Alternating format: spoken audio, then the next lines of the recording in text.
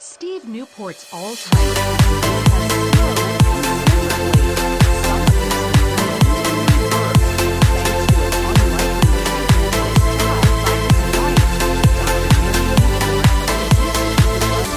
worse, thanks to an unlikely at a Tampa, Florida hospital. She became determined to help her husband after he failed the so-called Alzheimer's clock test. He drew a few little circles and several numbers just in a very random pattern, didn't really look anything like a clock. And the doctor pulled me aside and she said, you know, he's actually on the verge of severe Alzheimer's at this point. He's beyond moderate. So that was very, very devastating news. Dr. Newport began learning everything she could about her husband's disease. It appears to be a type of diabetes of the brain, and it's a process that starts happening at least 10 or 20 years before you start having symptoms. And it's very similar to type 1 or type 2 diabetes in that you develop a problem with insulin. In this case, insulin problems prevent brain cells from accepting glucose, their primary fuel. Without it, the cells eventually die. But there is an alternative fuel, ketones, which the cells easily accept.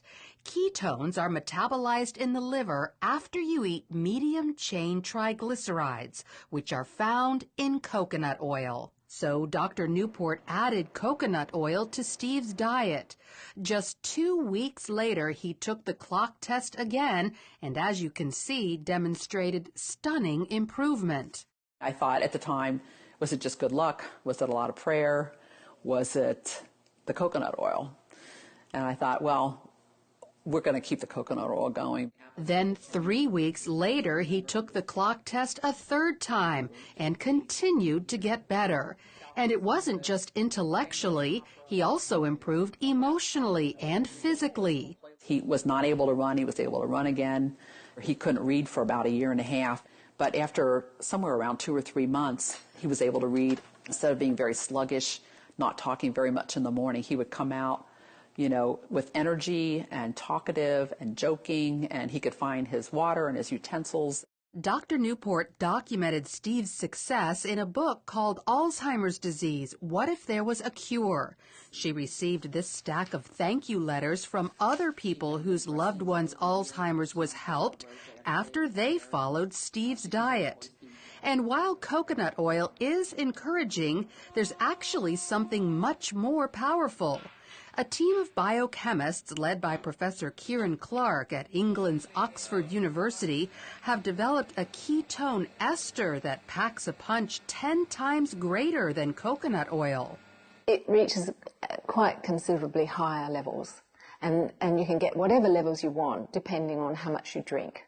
The problem is they need millions of dollars to mass produce it. Very expensive, and so we can't make very much of it ourselves.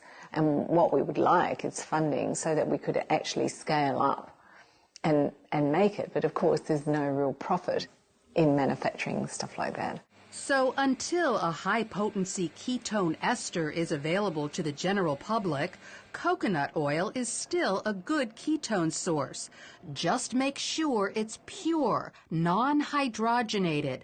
Avoid any hydrogenated oil, which is the same thing as dangerous trans fat.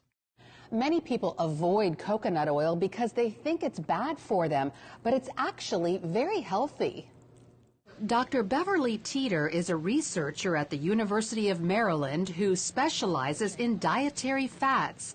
She says years ago, coconut oil was criticized for raising cholesterol, but scientists have since learned there are 2 kinds of cholesterol, LDL, the bad kind, and HDL, which is very good for you and is the kind coconut oil raises. So they put out the message that it increased serum cholesterol, but the truth of the matter was it was helping the profile of the serum cholesterol.